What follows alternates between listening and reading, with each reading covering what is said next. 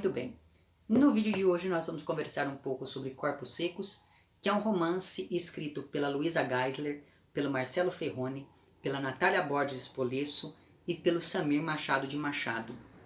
Esse romance aqui foi publicado originalmente no fim de março de 2020 e eu não sabia de absolutamente nada sobre essa narrativa. O que me fez ler este livro primeiro foi a indicação de um colega, que inclusive me recomendou que eu fosse atrás do livro sem saber de muita coisa sobre a narrativa, e essa experiência deu muito certo.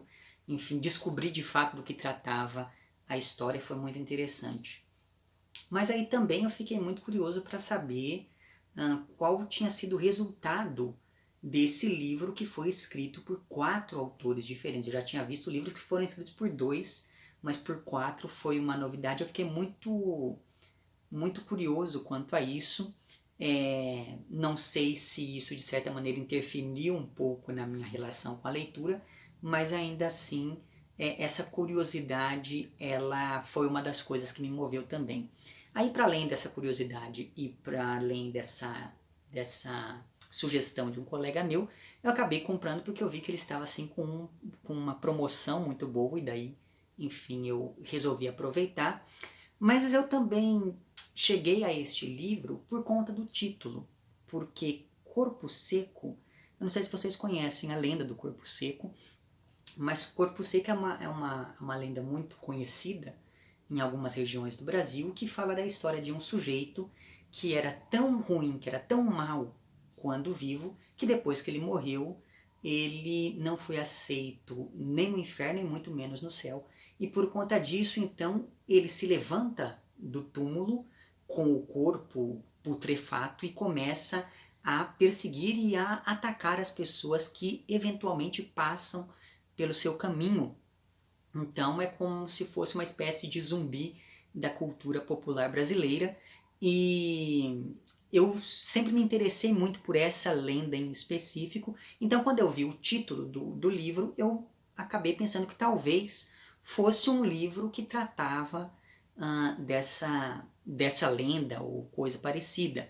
Mas veja que uma coisa muito importante na lenda do Corpo Seco é a seguinte: existe nessa história toda uma discussão sobre o mal, porque afinal de contas o sujeito só levanta do túmulo e etc, porque ele foi muito mal durante a sua vida toda, e essa maldade, que era uma maldade interna quando ele estava vivo, acaba se externalizando conforme o seu corpo vai apodrecendo enquanto ele ataca as suas vítimas. Então veja, essa discussão sobre o mal que está no centro da lenda também parece estar no centro aqui da narrativa deste romance, ainda que de maneira um pouco oblíqua, digamos assim. Basta ver, por exemplo, que desde a epígrafe posta aqui no romance já é lançada a ideia da universalidade do mal, de um mal que está presente em todas as pessoas. E daí a epígrafe, que é retirada de um romance do Érico Veríssimo chamado Incidente em Antares, que foi publicado em 1971, a epígrafe diz o seguinte: eu acho, meu caro, que cada um de nós tem nas suas mais remotas cavernas interiores um troglodita adormecido que, submetido a um certo tipo de estímulo, vem rapidamente à tona de nosso ser e se transforma num déspota totalitário capaz de todas as bestialidades. Então veja, quando você pensa aqui no Incidente em Antares, do Érico Veríssimo, esse é um romance bastante interessante. Ele conta a história então de uma greve. Sim, eu estou com as minhas anotações aqui porque eu tenho muita coisa para falar hoje sobre o Corpos Secos, mas enfim, voltando aqui ao livro do Érico Veríssimo, esse romance fala da história de uma greve geral que acontece em uma cidade chamada Antares, que fica no sul, e essa cidade funciona quase como um microcosmo do Brasil, ou seja, o que acontece ali, na verdade, representa alegoricamente uma série de questões que dizem respeito a todo o Brasil. Por conta dessa greve, os coveiros da cidade estão parados e por conta disso não tem ninguém para enterrar 6 ou 7 pessoas que morreram ali naquele dia.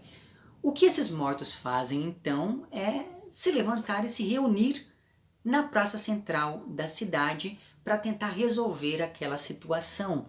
E como eles não podiam ser enterrados, esses mortos começam a contar os podres de todas as pessoas ali da cidadezinha, porque aquelas pessoas que morreram eram muito conhecidas de muita gente ali em Antares. E existe em toda essa situação uma alegoria sobre a ditadura militar e sobre, lembra lá que o romance é de 71, e sobre a relação com o passado, já que essas pessoas de Antares tiveram de lidar com esses mortos que voltaram e começaram a caminhar pelas ruas da cidade. E talvez uma das grandes questões postas aqui por esse romance do Érico Veríssimo seja a mesma ideia de que olhar para o passado não basta para tentar resolver aquilo que está acontecendo no presente, e isso me parece bastante significativo, né? Então existe toda uma ideia de que você tem que fazer algo além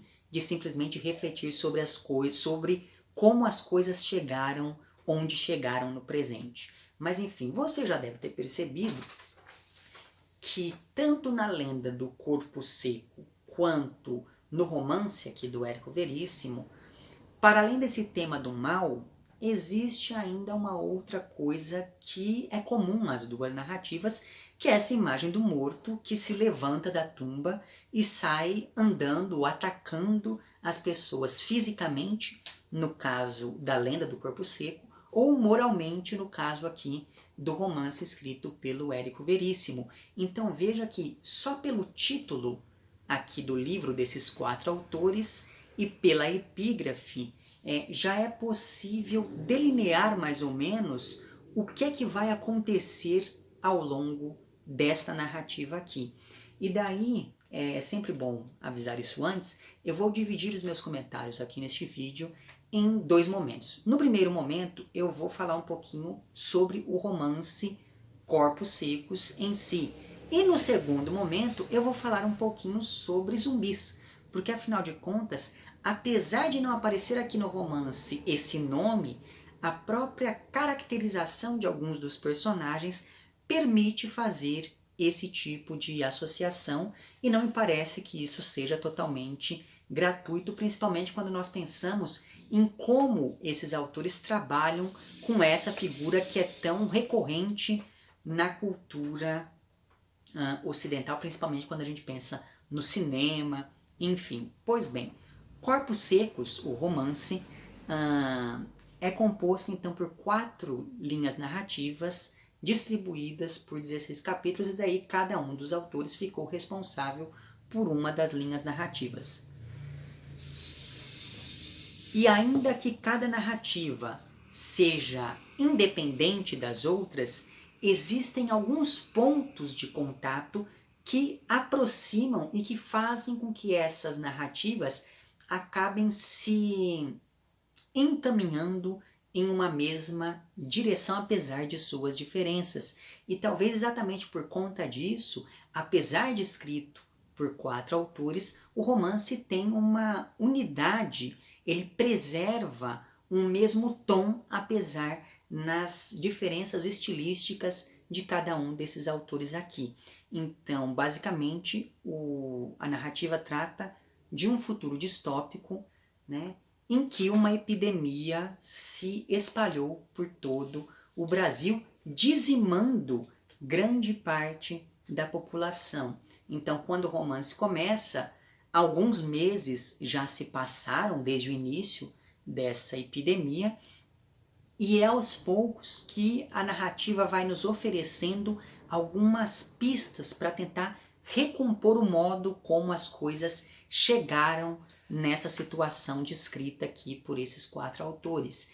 E aqui eu abro um pequeno parêntese para poder voltar a falar um pouquinho do incidente em Antares do Érico Veríssimo.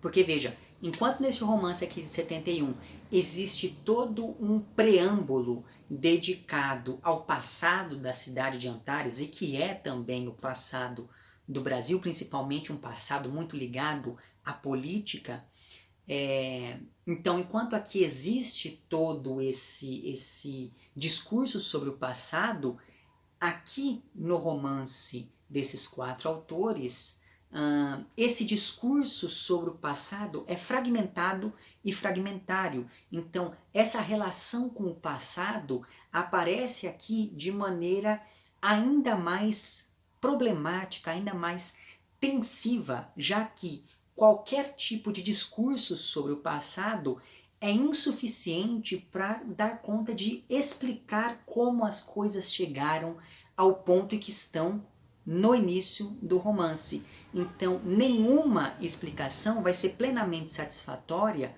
diante dessa crise que aconteceu aqui no romance e que é uma crise que aconteceu a nível nacional e é uma crise sanitária, política e social. Então veja que existe essa aproximação entre esses dois romances, mas ainda assim é muito interessante o modo como cada um deles trabalha com o próprio passado da narrativa, digamos assim. Então, tudo o que se sabe sobre essa epidemia aqui do corpos secos é que ela começou graças ao uso indiscriminado de agrotóxicos de origem duvidosa. E isso me fez lembrar que em 2019 o Ministério da Agricultura facilitou a aprovação de agrotóxicos, tanto que até julho daquele mesmo ano, quase 300 agrotóxicos tinham sido liberados, mesmo que essa liberação não tenha considerado uma série de testes que acontecem em outros países. Tanto que muitos desses agrotóxicos não são liberados em outros lugares. Até que em meados de 2020, não me lembro agora se junho ou se em julho, o STF derrubou a portaria que facilitava essa aprovação. Mas enfim, voltando aqui ao romance, esses agrotóxicos acabaram contaminando o solo e acabaram dando origem a uma doença muito estranha que tem ali alguns estágios de desenvolvimento, digamos assim. E daí na página 40 existe uma breve descrição de como são esses estágios e é dito o seguinte: o processo de adoecimento, digamos, pode variar de acordo com o metabolismo da pessoa e a quantidade de esporos com que ela entra em contato. Em média, vai de dores e inchaços à trombose e dela para a morte cerebral em pouco mais de 48 horas, quando chega ao dito estado feral. Alguns demoram mais, outros menos. Numa pessoa atacada diretamente pelos corpos secos, a quantidade de esporos em contato com o sangue é tanta que a secagem começa quase no instante do óbito. Clinicamente estão mortos, mesmo que continuem se movendo, mesmo que seus corpos estejam secos. E daí, na página 83, existe um outro trecho que tenta dar conta de explicar um pouquinho de como é o desenvolvimento dessa doença, e daí é dito o seguinte: corpos secos terminais podem ser mais perigosos do que em estado feral, justamente por não se saber em que ponto estão no processo de corpo-secagem. No quarto estágio, ainda são capazes de pequenos movimentos e de se arrastar. No quinto e último estágio, quando ficam imóveis, podem eclodir a qualquer momento, liberando esporos. Então veja, você tem algumas etapas, digamos assim, no desenvolvimento, no desenvolvimento dos sintomas mesmo dessa doença que é muito estranha e que foi iniciada lá por esse uso de agrotóxicos. Então, horas depois que uma pessoa é infectada pela doença, fungos e cogumelos começam a brotar pelo corpo do doente, que começa a, enfim, ficar em um estado de entorpecimento, em um estado febril ou coisa parecida. O doente então perde a consciência e quando chega a esse estado feral, que o narrador diz aqui em dados momentos, esse doente começa a atacar tudo aquilo que está no seu campo de visão, Então, se um doente vê alguém, ele vai atacar essa pessoa, mas se essa pessoa, por exemplo, se esconder, o doente logo vai acabar se esquecendo dela e começa a vagar sem rumo até ver outra pessoa e por aí vai. E o corpo do doente, conforme o tempo vai passando, vai secando até secar completamente. E quando essa secagem chega ao seu limite, esse corpo se desfaz e libera esporos, que são ali partículas que contaminam as pessoas que estiverem por perto. Então existe esse ciclo, digamos, do desenvolvimento dessa doença aqui do romance. E novamente eu volto aqui ao incidente em Antares. Porque no romance do Érico Veríssimo, os mortos eles têm consciência da própria morte. Então, eles sabem, por exemplo, que eles estão se putrefazendo, eles sabem que eles estão exalando um mau cheiro e coisa do tipo. Aqui no romance de 2020, isso não acontece. Esses doentes que estão clinicamente mortos, eles não têm consciência de nada. Então, eles agem movidos por digamos, por um impulso vazio, já que tecnicamente um zumbi não morreria de fome. Então eles não necessitariam de comer carne humana, mas eles acabam fazendo isso. E é por isso que eu digo que é um impulso vazio aquilo que os impele.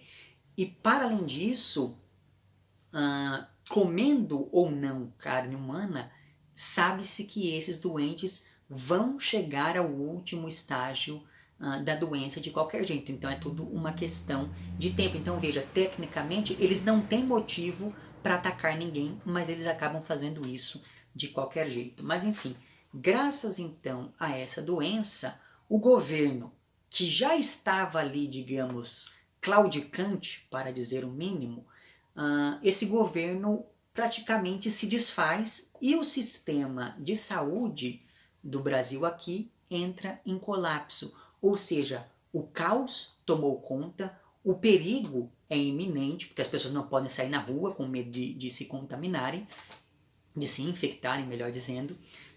O senso de urgência é muito bem estabelecido, até mesmo graças ao modo de narrar escrito por esses autores, que é um modo de narrar bastante rápido e direto. Então, por exemplo, existe aqui um momento em que um personagem, pensando nesse senso de urgência, existe um determinado momento em que um personagem diz que a questão não é se, mas sim quando eles vão ser infectados por aquela doença nova. Então nós estamos aqui falando de um país sem governo, de um país sem sistema de saúde, de um país com uma população morrendo muito rápido, e os poucos sobreviventes ali a essa catástrofe têm que se organizar em pequenos grupos para tentar se esconder e para tentar sobreviver. Então, nas ruas, nós temos esses doentes que ficam andando meio sem rumo, e eles só param de andar sem rumo quando eles começam a atacar as pessoas que tentam se proteger ali de toda essa situação. E uma coisa muito interessante é que esses infectados, esses doentes, eles só parecem obedecer à voz ou aos comandos, enfim, de um sujeito que é aqui conhecido como o pastor dos mortos. Esse sujeito usa um sistema de som para deixar esses corpos secos em um estado de quase hipnose, então eles ficam como se estivessem em transe. E esse pastor dos mortos se limita a repetir um discurso vazio, que é aparentemente uma gravação, e esse discurso é fortemente religioso, e ele usa esse discurso para tentar convencer os não infectados a saírem de suas casas, já que, pelo visto, esse pastor dos mortos não concorda com as medidas de segurança adotadas ali pelas pessoas, ou pelo menos ele não liga muito para o fato de que tanta gente morreu em decorrência de toda essa catástrofe que aconteceu aqui nesse Brasil distópico do futuro bem longínquo, não é verdade? Então veja, só por esse pequeno resumo, né, já deu para perceber como esse livro é assustadoramente profético, já que, como eu disse, o lançamento dele aconteceu em março, então coincidiu ali com os primeiros casos de Covid no Brasil. Acho que talvez o livro tenha sido lançado assim que começou a quarentena ou algo muito parecido com isso. O que significa que esse romance foi escrito antes de tudo isso acontecer.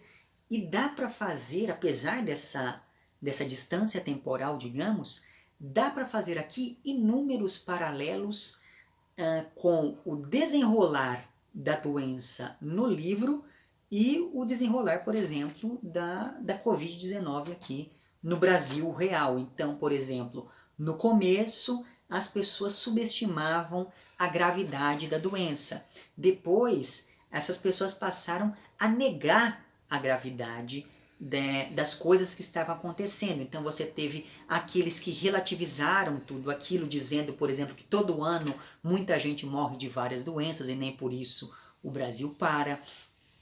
Você tem aqui as pessoas que começaram a mandar corrente pelo WhatsApp, outras pessoas que começaram a dizer que aquela doença tinha sido criada de propósito em laboratório. Você tem aqui também o fechamento de fronteiras, você tem pessoas ricas fugindo, você tem o surgimento, vez ou outra, de remédios milagrosos e coisas do tipo. Então veja, nesse sentido, o fato de ser uma epidemia que só acontece no Brasil, que é aqui essa terra de ninguém, isso é bastante significativo, já que nós estamos falando aqui de um país devastado e distópico, um país que permite, dentre outras coisas, e isso na vida real, a aprovação de agrotóxicos de maneira quase que irrestrita. E daí existe um momento na página 50 dessa minha edição em que um dos personagens diz o seguinte. Esse aqui quem diz é um menino que vai estar participando de tudo isso. Na escola diziam que mais de 10 mil pessoas já tinham morrido.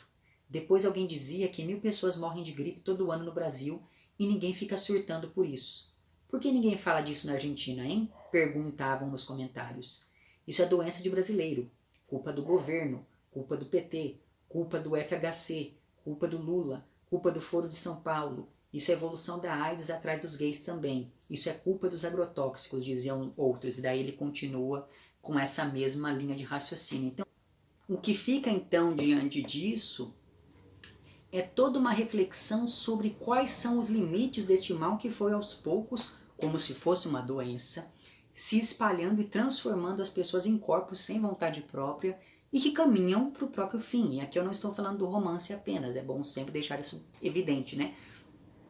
Veja, existe aqui neste livro uma conexão entre o mal e essa doença em vários momentos da narrativa, recuperando lá a lenda do corpo seco, por exemplo. Então, apenas para ficar em um caso, sempre que os mocinhos aqui do livro acabam se infectando por algum motivo, a pessoa dá um jeito de se matar ou de se separar ali do grupo. E existe um trecho muito pertinente sobre isso, porque nesse trecho em específico, um personagem é infectado e a partir do ponto de vista dele é que a gente vai acompanhando o desenvolvimento dos sintomas, de modo que com isso a gente tem uma ideia de como ele encara a própria situação e do que ele pensa em fazer para não machucar as outras pessoas. E aí é que entra a questão, até onde essas pessoas estão dispostas a ir para não se tornarem corpos secos que vagam por aí sem vontade própria.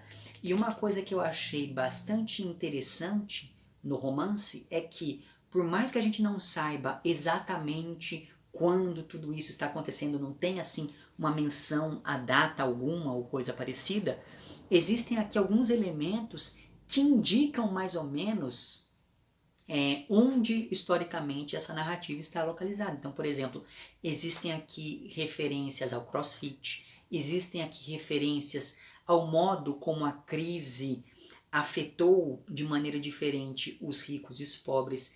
Existem, e sobre isso, inclusive, deixa eu ver se eu encontro. Eu lembro que é mais para o meio do livro, aqui na página 81, pensando nessa diferença social mesmo no modo de lidar com a doença, existe um momento na página 81 em que é dito o seguinte: é uma periferia sem centro que nunca precisou da epidemia para adquirir a sua aparência desolada. Então veja, essa questão social, essas diferenças sociais vão ser muito importantes aqui também. Além disso, o romance tem algumas questões que são muito atuais, como por exemplo o veganismo, a polarização política, a homossexualidade, que aqui é tratada como algo natural, sem qualquer tipo de espetacularização, que eu achei muito pertinente, diga-se de passagem. Então veja, no meio de toda essa degradação institucional, e daí sobre essa degradação existem dois momentos que me pareceram interessantes, um deles está na página 150 e é dito o seguinte: não existe mais país e é difícil se acostumar àquela sensação de uma ausência intangível provocada pelo fim das regras mais básicas de civilidade. E daí o outro trecho é na página 169 e é dito o seguinte: o último resquício de governo abandona a cidade. O Rio de Janeiro é oficialmente terra de ninguém. Os dois observam a nuvem espessa de pássaros sobrevoando a cidade, feito uma praga bíblica, e o Cristo decapitado no horizonte. Alguém perto deles lembra que o primeiro nome de Florianópolis foi Desterro e que nada seria mais adequado agora. Conforme o país ao redor vai morrendo, tudo o que há pela frente é o passado. Né? Então, tudo isso para falar dessa degradação institucional que acomete aqui esse Brasil distópico. Mas, enfim, então, no meio de toda essa degradação institucional, o romance mostra também uma realidade que é muito marcada pela falha na comunicação, porque a partir de certo ponto já não existe mais sinal de internet, sinal de televisão, as ondas de rádio chegam de maneira muito entrecortada, o que acaba isolando ainda mais essas pessoas, principalmente porque o Brasil é um país muito grande e isso também, de certo modo, mostra, esse tamanho continental do Brasil também acaba se mostrando um problema que contribui ainda mais para todo esse caos que toma conta da vida dessas pessoas aqui, porque graças ao tamanho do Brasil e a essa falha nas comunicações e nos meios de comunicação, as pessoas não conseguem se entender para saber, para coordenar ações a nível nacional de como sair de toda essa situação. Mas enfim, aí pensando nesse limite da linguagem e nesse limite da tecnologia, eu me lembrei de uma entrevista com a Lilia Schwartz, logo no início da nossa pandemia aqui, e nessa entrevista a Lilia disse que a pandemia marcava de fato o início do século XXI, porque toda a tecnologia desenvolvida ao longo do século passado já não servia para muita coisa. Tanto é assim que quando a gente pensa aqui no romance, diante de toda essa interrupção da normalidade, a sociedade acaba se dividindo. Então você tem o grupo de pessoas que começa a saquear nas estradas, você tem os latifundiários que, para controlar a situação, criam feudos nas cidadezinhas do interior do país. Você tem aqui os ricos que fugiram para ilhas particulares. Você tem aqui pequenos grupos de civis que se autorregulam e que foram sendo formados mais ou menos de maneira independente de ações do Estado e coisas do tipo. E com isso nós chegamos então aos 4 núcleos narrativos que nós vamos acompanhando. O primeiro desses núcleos tem como personagem central o Mateus, que é um rapaz ali de seus 24, 25 anos.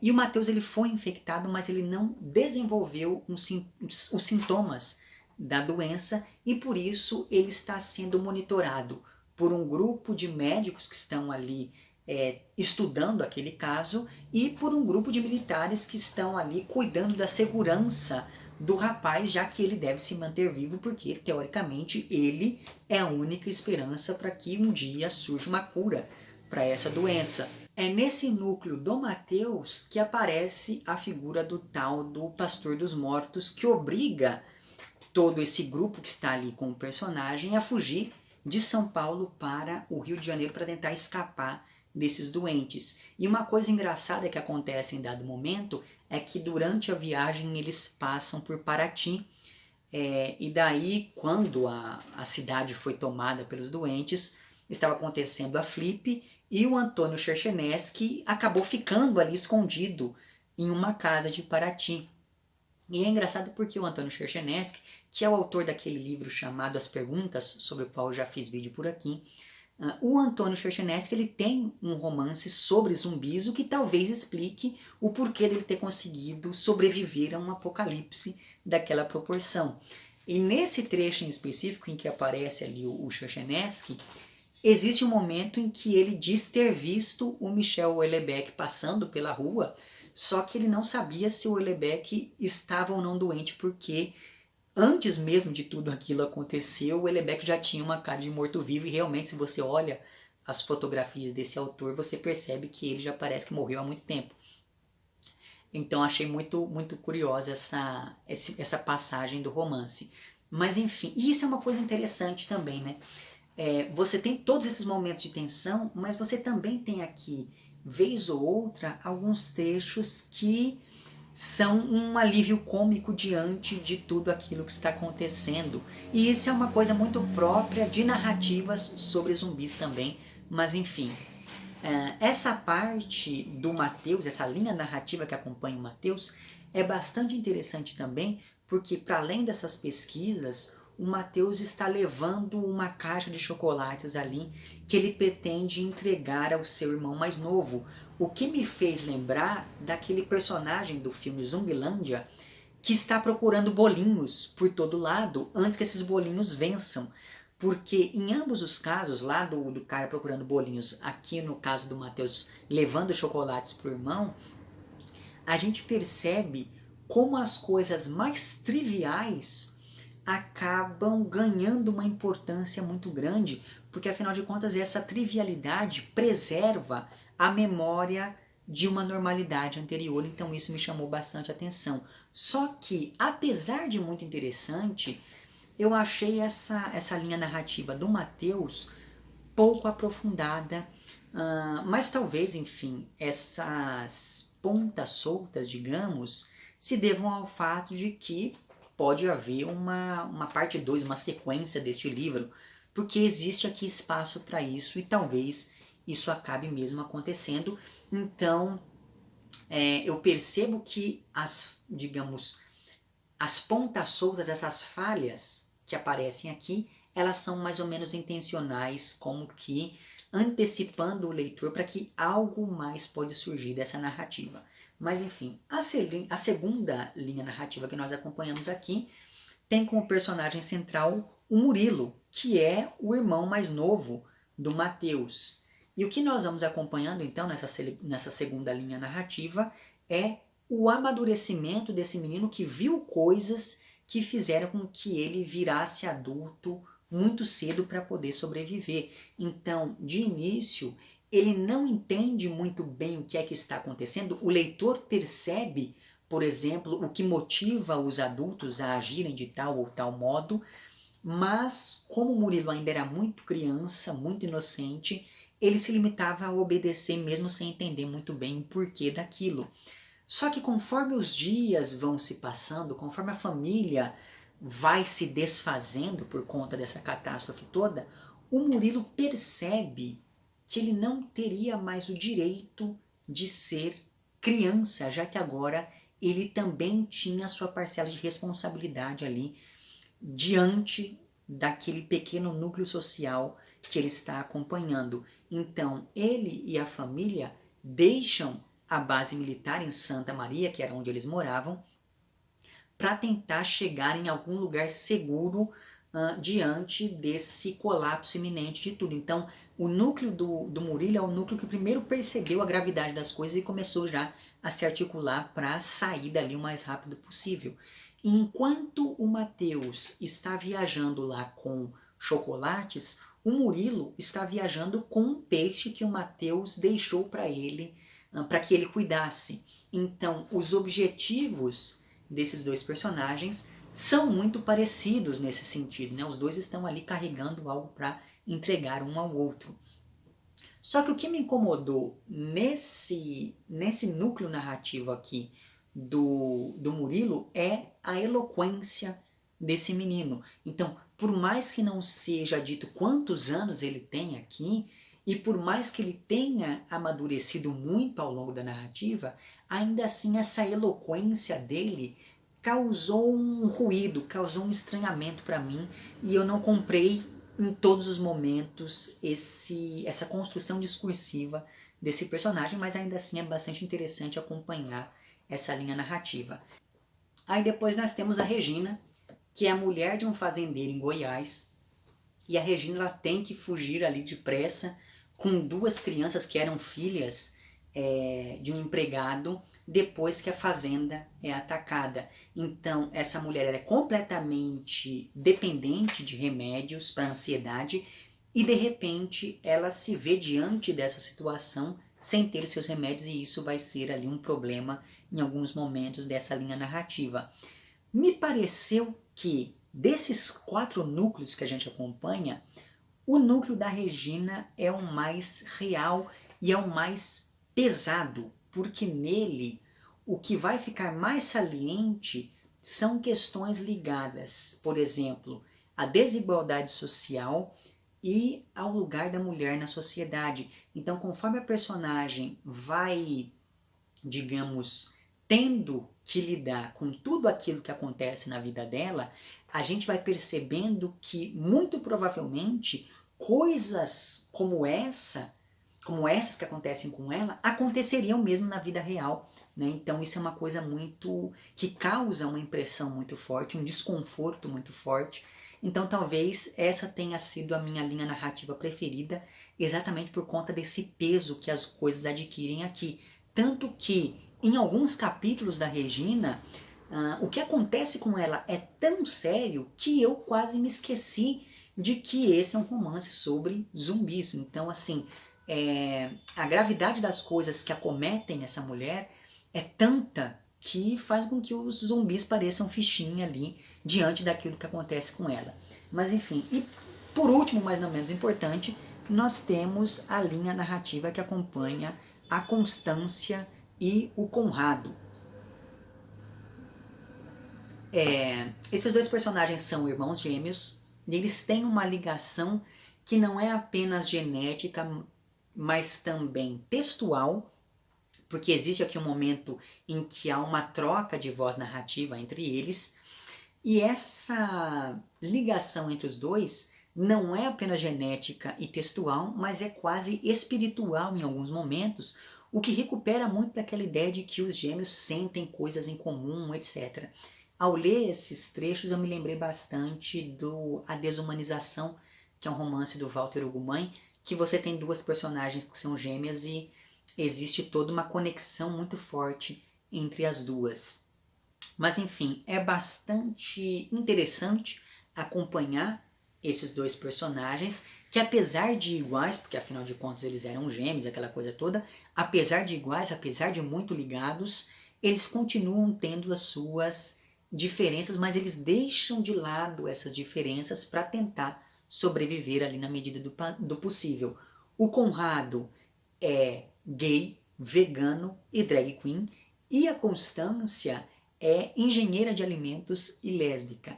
E eu estou salientando essas características desses personagens porque elas vão ser importantes para construir a relação que eles dois estabelecem entre si ao longo do romance, e daí eu não vou poder falar mais nada sobre eles. Então veja, cada núcleo narrativo aqui, cada um desses 4 núcleos, parte de um lugar diferente do Brasil, o que permite que cada autor explore as geografias de cada um daqueles lugares. E nesse sentido é interessante notar como as cidades são aqui representadas como espaços destruídos, abandonados, arruinados e etc. E ainda pensando nesses espaços, me parece que um ponto fraco do romance, digamos, é a ausência do norte e do nordeste, o que me fez ficar pensando em como essa doença chegou até essas duas regiões, né? Mesmo que em um determinado momento aqui existam algumas alusões, por exemplo, ao fato de que os corpos secos não duram muito tempo em floresta. Mas talvez essa lacuna geográfica, digamos, venha a ser preenchida em um eventual segundo livro dessa narrativa aqui, se é que vai haver um segundo livro. Eu espero que exista, mesmo porque uma personagem secundária aqui, em um determinado momento, ela fala, olha, eu estou indo para o Maranhão, e daí ela vai.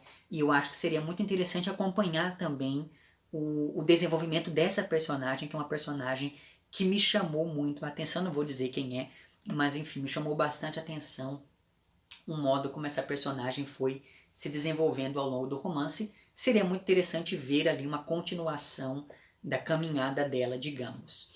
Mas enfim, todos esses núcleos narrativos, apesar de partirem de lugares diferentes, eles têm um objetivo comum e muito claro. Eles não ficam simplesmente vagando por aí a esmo, sem rumo, sabe?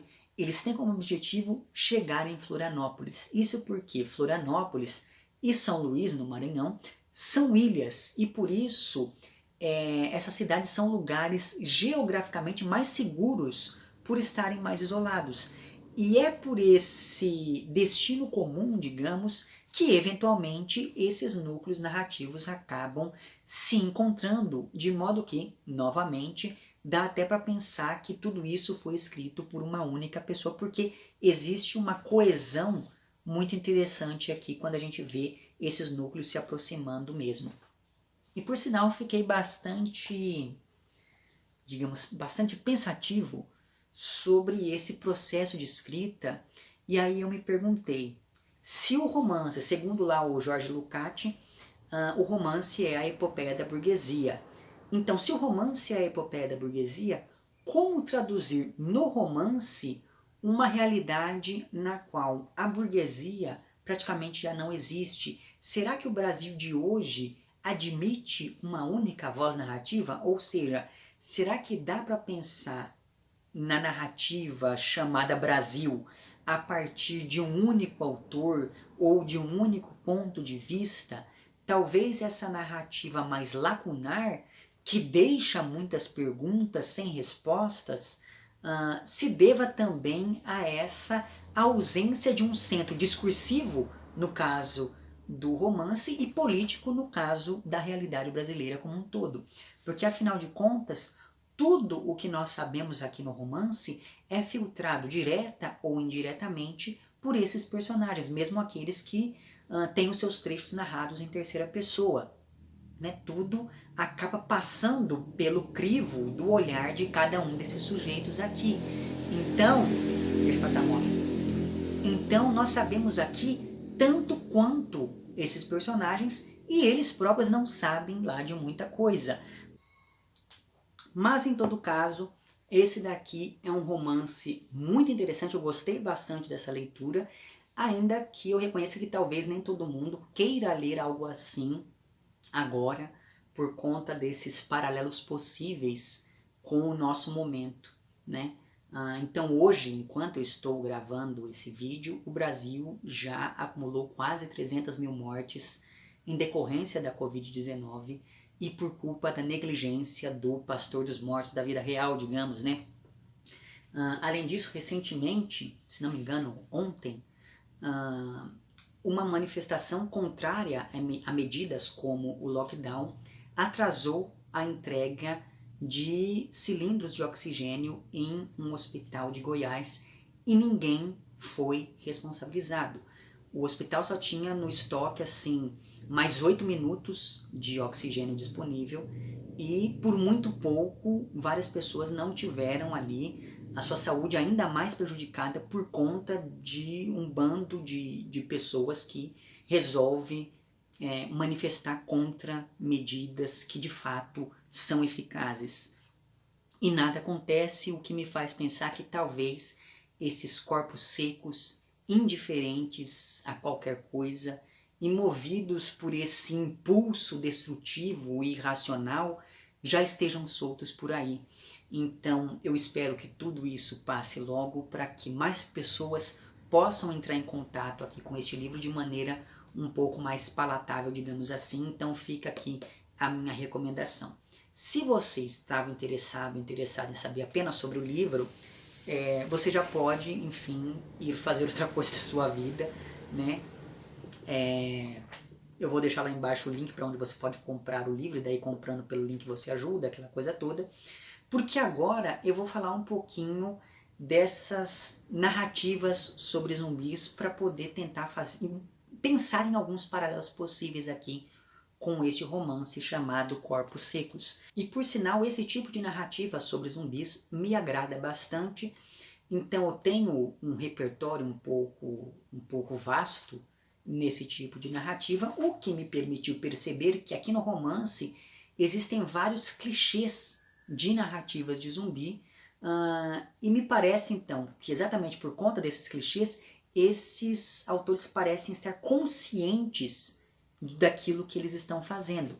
Então, por exemplo, você tem aqui o livro começando em um hospital, você tem trechos aqui, por exemplo, em que a munição acaba exatamente no momento em que o personagem está sendo cercado. Você tem aqui a pessoa que nunca pegou em uma arma, mas aí de repente acaba virando um personagem de um filme do Tarantino, ou um Rambo, ou coisa do tipo.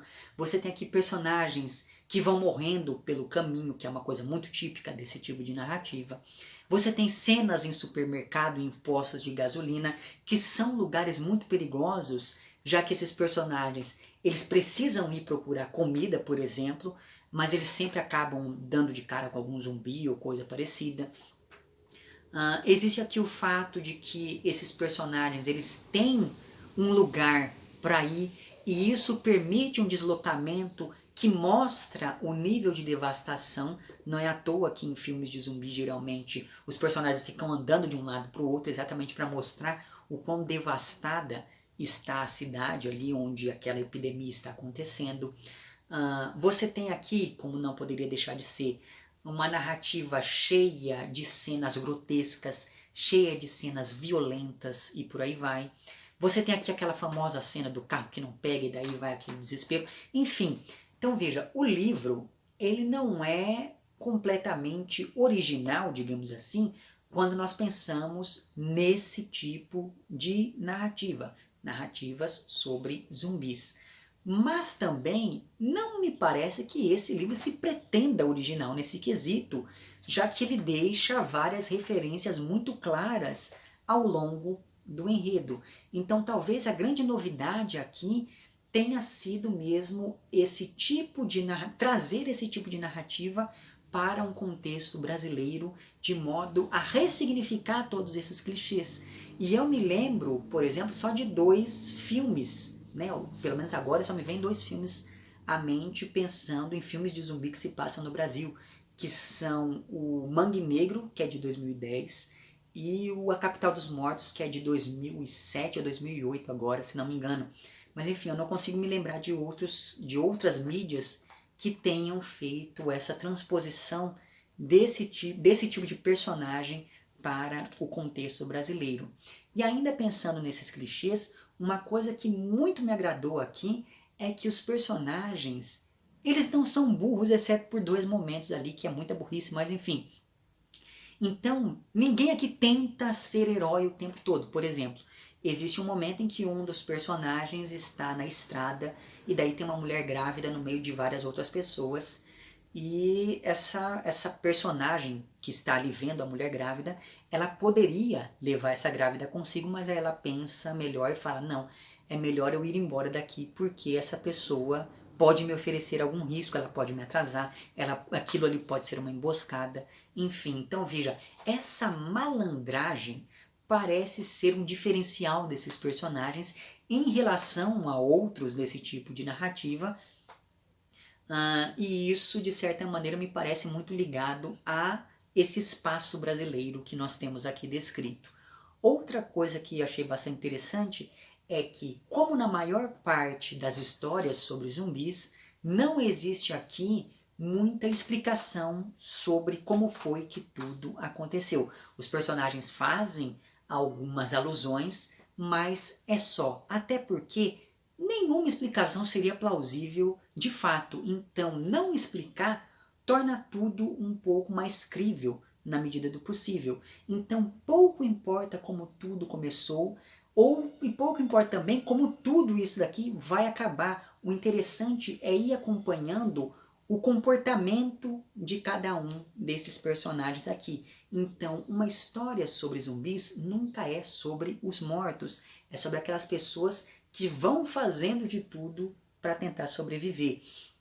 E agora que eu falei aqui desses clichês, eu preciso mencionar algumas referências que eu fui encontrando ao longo da minha leitura e que demonstram que esses autores têm algum tipo de contato, de conhecimento sobre esse tipo de narrativa.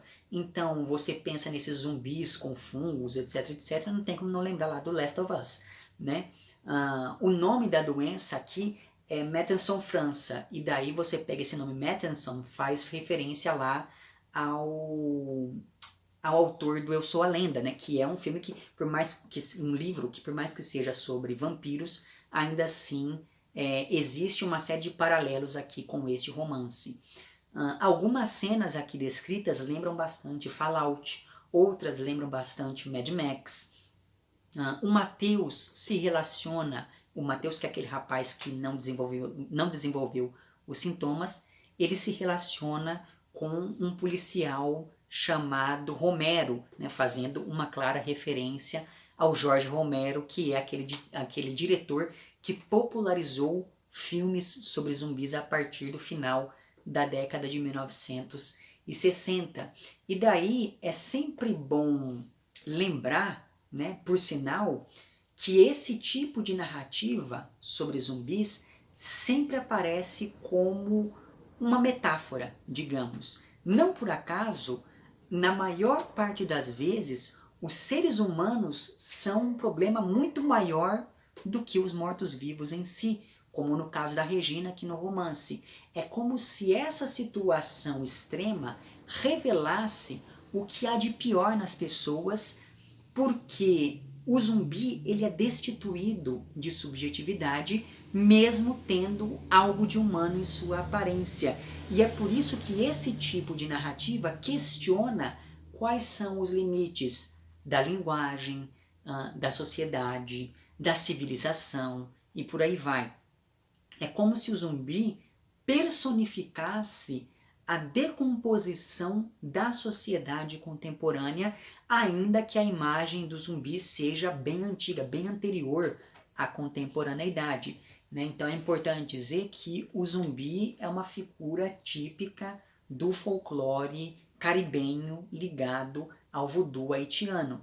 Isso porque tradicionalmente o zumbi era um sujeito que tinha sido ressuscitado dos mortos por um feiticeiro que queria ter um escravo. Então, se você pega filmes de zumbi da década de 30 e da década de 40, é o zumbi haitiano que aparece, e ele sempre aparece como uma alegoria que representa o trabalhador explorado, alienado, escravizado e sem vontade própria. Então, por exemplo, pensando no zumbi haitiano, você tem filmes como Zumbi Branco, de 1932, ou Anga, de 1936, A Morta-Viva, de 1943. Veja, nesses filmes as narrativas sempre se desenrolam em um ambiente rural que salienta a tensão entre os escravos e os senhores da terra, e nesse ambiente aparece sempre um sujeito que, por meio de um feitiço, escraviza os mortos. Porque assim o trabalhador morto não se aproveita, ele produz e não se aproveita dos frutos do próprio trabalho. Além disso, esses espaços rurais são marcados pelo atraso, pelo embate entre os aristocratas e os trabalhadores e pelo embate entre brancos e negros. E é curioso notar que a mocinha do filme é sempre uma mulher branca que vai ser salva por um rapaz igualmente branco. E essa mocinha é quem geralmente vira zumbi. Então existe também essa ideia do corpo feminino que se coloca à disposição da vontade masculina, mesmo depois da morte. Né? Isso na década de 30, na década de 40. Quando a gente pensa na década de 50, por conta da Guerra Fria e todas as incertezas desse período, o zumbi aparece muito mais ligado a questões científicas, entre muitas aspas, e menos parecido com aquele zumbi místico do Haiti. Né? Basta que você pense em filmes como, por exemplo, O Cadáver Atômico, de 1955, e O Invasores Invisíveis, de 1959.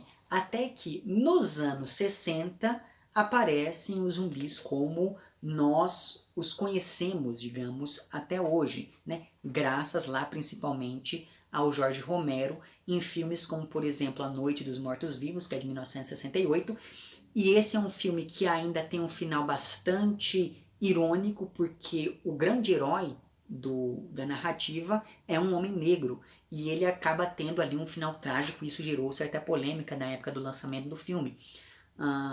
E o Jorge Romero também dirigiu, 10 anos depois, em 78, um outro filme chamado Despertar dos Mortos, né, que se passa dentro de um shopping. Então veja, nesses filmes o zumbi é sempre um morto-vivo que come carne humana sem nenhuma explicação aparente, porque afinal de contas, se ele é morto, ele não deveria sentir fome. E se ele tem fome, então ele poderia comer qualquer outra coisa para além de carne humana de uma pessoa viva. Né? Então não existe muita coerência, muita lógica nesse comportamento dos zumbis. Além disso, os zumbis desse período eles são mais lentos, mais agressivos, ele tem um aspecto mais putrefato, digamos, e existe nisso toda aquela ideia de uma corrupção interna que se externaliza. Esse tipo de zumbi moderno, digamos, acaba vagando por aí, geralmente ele vence pelo número, já que ele sempre anda como se fosse assim uma multidão, né? Então nunca é um zumbi só, é sempre um grupo muito grande de zumbis, e esses zumbis ficam vagando em bando sem nenhum objetivo, porque se o zumbi estiver sozinho, ele não consegue, por exemplo, correr atrás da vítima. Então ele precisa sempre dessa vantagem numérica para poder atacar. Além disso, uma coisa que acaba sendo posta de maneira muito evidente nesse novo tipo de zumbi, digamos, é que não existe mais mágica para poder explicar o surgimento dos zumbis, como era no caso lá do zumbi haitiano.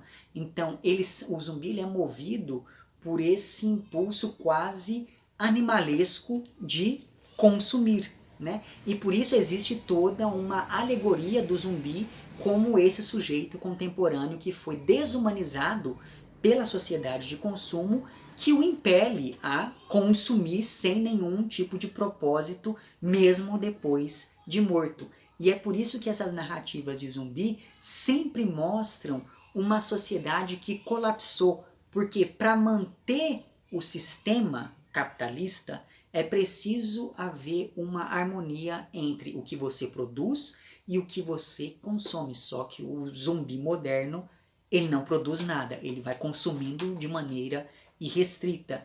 Depois disso, quando a gente pensa lá no início dos anos 2000, você teve também uma nova onda de filmes sobre zumbi, principalmente lá a partir de Resident Evil, em 2002, né, que adaptava o jogo.